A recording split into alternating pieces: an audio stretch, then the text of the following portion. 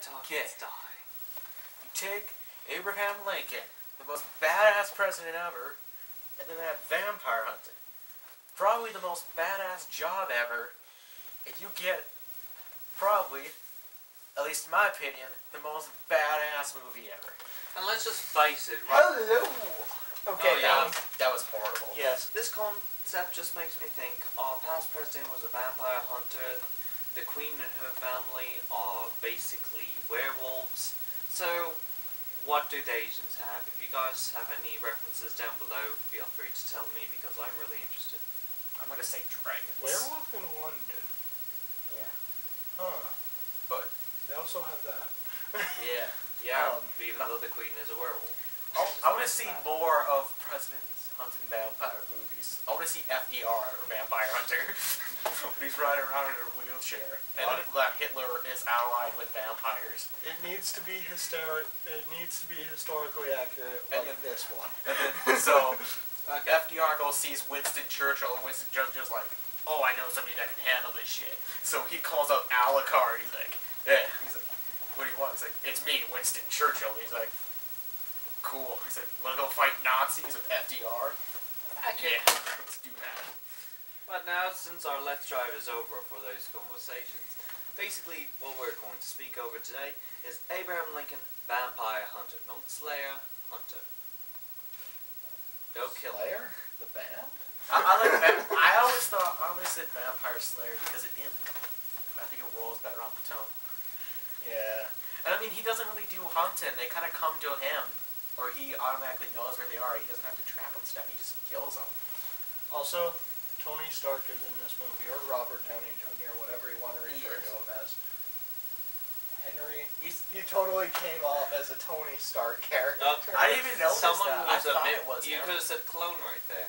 Anyway, this. Tony Stark. So let's start at the beginning right now, because people here are going to get really confused. So, we begin our film, basically as our thoughts, let's just put it, what do you guys think of the film? It's awesome. Awesome. Smiling through the whole movie. I thought it was pretty good myself. Tim Burton didn't fuck it up. That's because other people told him not to. Tim was probably locked in another room. Can we please have Johnny Depp? No! But anyway, we begin with Abraham Lincoln. As a little boy in 1818 Indiana. No. Indiana? Yeah, Indiana. Yeah. Basically, it shows him and one of his old colleagues, but his old colleague just happened to be African American, and he was getting beaten, and slowly. At this point, you know the guy beating him is probably a vampire. His vampire started slippery. And, yep, that's true. As well as the fact is that, let's just face it, anyone cloaked extremely in black in this film, a vampire automatically, no matter what. So yes, vampires, Lincoln, slavery, all go together. The first vampire we need, I can't remember his name. Yep, it's basically, Jack. we're just gonna call him Robert Downey Jr. with... That's not the first vampire we No, meet. is the first vampire... No, the first vampire that we meet is the one guy I got mixed up with Robert Downey Jr., wondering if that was the guy. No, the first vampire... No, that Henry was the first one. No, the guy who got shot in the eye. That's not... You mixed... I thought that guy looked like Robert Downey Jr. That looked nothing like Robert That Downey. looked Without a nothing beard. like Robert Downey Jr. Oh, yeah, sure. No, it did. Now, how come you responded to me in that question? No, I thought you... James, that character wasn't introduced yet. Henry was the one who looks like Robert Downey Jr. Yeah, but he wasn't introduced yet when I mentioned that. And you still said it kind of does, but it isn't. No. Yeah, James, you did. You were inside. Okay, We're not having an argument. Okay. So, the first vampire we meet in... Because I was... Is obviously evil. And he kind of looks like... And it made me make the comment, man, the Mad Hatter's a dick. Because he looks like the Mad Hatter. No. The hat's not colorful enough. It's the same hat, frick. These are vampires. They only wear black.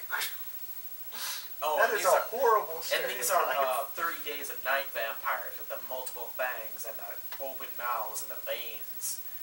Not frickin' Twilight vampires that sparkle. So we have good vampires. So anyway, as we're going through that, it's kind of showing characterizations of his past, which include his mother dying, via vampire. Because vampires are poisonous. And stop bother dying via... good question. He just... Yeah, no sickness because he wasn't that old. I want to know the thing behind the venom. How do you use the venom to kill and the venom to He said, change into... when you're pure of heart, you die. Oh, okay. Which goes against a lot of vampire mythos. When you're a virgin, you get turned into a vampire. Well, honestly, vampire mythos has been shifting like crazy because, again, they're unsure creatures in the first place. They're not even supposed to go into water, so... You told me about those ones. Yeah, again, there's a lot of different mythos. That's more new school gothic. That can't go into vampires. But besides, we could talk about vampire mythos for hours because we're nerds. How dare they walk in sunlight? I mean... They didn't explain that, did they? They said they could. I don't think they could. I believe that they could, but they're heavily cloaked. I think they're just the more sensitive to light vampires, not the... At this point, I don't think you need to explain it because it's just widely accepted that there are some movies and books and stuff that... But we just explained that the mythos is always different. But it seems Yeah. that obviously since they're heavily cloaked and various shades, that they're just really sensitive rather than it really killing them. Didn't they do it in like Fright Night too, where they could walk in the light? So... They broke all the rules in Fright Night. Yeah, but all the same. All the same right there. They're sensitive to those Can things. But weird. vampires disappear? Yes. Oh. What I read some have that ability. But... Okay, let's go home with the film, guys. So again, we just said that we wouldn't talk about this, and look what we're talking about. Well, I just don't remember any vampires disappearing. So anyway, after that tangent was finished, his father and mother die. His mother via vampire. His father due to some off-screen stuff. We know where it comes from. In which then he induces. Described in the book. It's different from the book. We're going to tell you right now. That's what I've heard, but I don't think any of us have read the books. Well, none of us have read the books, but a lot of critics are saying that it's really different from the book. So, but anyway. Here's how it goes. Basically, then, once his father dies, he decides, well, I can break his word now. Let's go kill a vampire. In which also, just trying to do before that, before he has to kill a man, he gets extremely drunk, like we all would. And so, that's where we first also meet this one random stranger who notices this. Abraham Lincoln goes off, tries to kill the said vampire, gets his ass kicked after shooting him twice. Yeah, he shot one misfire. The first shot he was going to shoot. He was at point-blank range, directly pointed at him. What he was using was a flintlock. The flintlocks are notorious for misfire. He breaks the freaking rules. When you kill something like a vampire, you don't just walk away. He didn't just walk away. Yeah, he ran like, dear God, I'm going to die. I think that's a normal reaction. And then from there, we're introduced to Henry. Oh, no, not yet. First, he fires off the eyeball, and then... Oh, yeah, we already mentioned that. Okay. So Henry comes in, who is sort of this little mentor, but we'll get to that in a second. So he throws the other vampire who killed the mother up into the air, who disappears into light. And yet you thought it was a twist when he turned out to be a vampire. Yeah, he had super strength in the very beginning. If anybody would have to try and say, this guy's a vampire. Well, I just thought that the world's only defying gravity for some reason. He keeps doing it throughout the film. But they did point out something, well, a bunch of the characters seem to be a little superhuman, like Lincoln himself. We're going really big into spoiler right here, so let's try to wait until the twist actually comes later on, when the twist actually happens, to talk about the twist, okay? Okay. Cool. So then, basically... He blacks out the second he sees the face of the man who rescues him. Strange reaction. And then wakes up inside his home, walks over, hears someone screaming, walks in, and then rams into seeing him having sex with another person. Another strange reaction. Another strange reaction. And basically just tries to make the situation as less awkward as he can. Though the sex wasn't as kinky as I thought it'd be. So, yes, we get it, James. You go ahead and make your sex jokes. But then you're playing a Rugrats. And then followed by innuendos. Him talking to himself on how, I shouldn't have taken this man. He's filled with vengeance. Which you're just confused why he's just speaking to himself. That made me love the character. He was just kind of eccentric. I was just wondering who the hell he was talking to because he walks behind a wall. He was talking to himself. I didn't realize that at first. I thought he was just trying to talk to someone. Did you think he was talking to that nameless war character or something? I thought he was talking to some mysterious man in the background, that people in black coats who like to stay around in dark rooms behind computers, like from the Avengers. Computers? So. Yeah, you know, the little dark society. Witchcraft! Fuck it. So from that point, Henry makes Lincoln pledge that he's gonna hunt vampires, not for revenge. No. Here's how the whole entire conversation goes. I'm not going to train you, filled with vengeance, but I really need to learn how to hunt for vampires. If they use it for vengeance, seriously, I will do anything for you to teach me how to hunt vampires. Okay, just promise me not to do it with vengeance. So this is just going to be a whole entire film talking about my vengeance the whole time, but I promise not to do that. Whole entire movie, vengeance. No, not really. Only though. Yeah, he keeps thinking. He even says in the first thing, every single vampire I've hunted before is everyone except the one I've wanted to kill. He's filled with vengeance the whole damn time. Even though he's told to let go of it.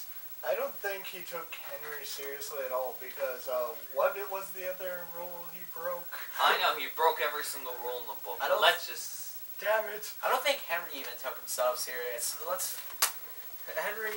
Then why would he keep repeating himself throughout it? I don't know. But we go, and then Abe travels to Springfield when he gets his first assignment. Traveling to... No, we forgot the training montage, which was pretty good in its own right. Yeah, teaching him to let go of his hates. So let's see. Here's a gun. Here's a gun with more barrels. Here is another gun. Now, which one would you like? An axe. I told you about. But these are guns. An axe. That's not cool. Twirling of the axe. Twirling of the axe. Why do you basically? You're not You're tough. Your tough sucks. And so, in order to try to train him with it, even though he states that he should not be filled with the vengeance in order to learn what he does, he brings out the vengeance in order to teach him. No, that makes sense. What he does is he says the whole hate then, and then he says to him, hate is not strong, only the truth is. And the truth is, he knows he hates them. And that's what he uses. And then Abe travels to Springfield. I do not get the Springfield. But right after apparently those were funny. But right after he's done with his axe spinning techniques.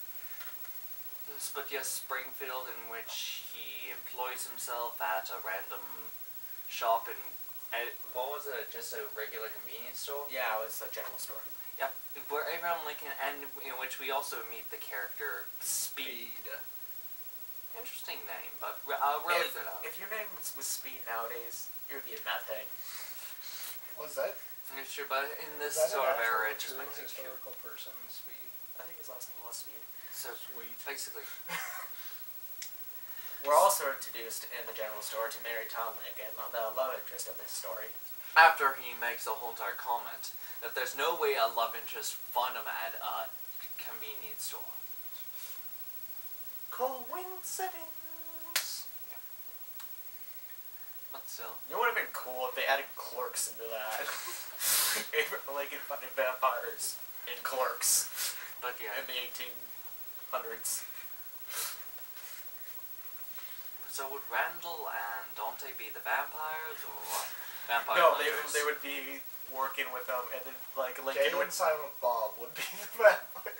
Lincoln would be the guy. It would be Dante's boss that you never meet. He's like, you said I didn't have to come into work today. Okay,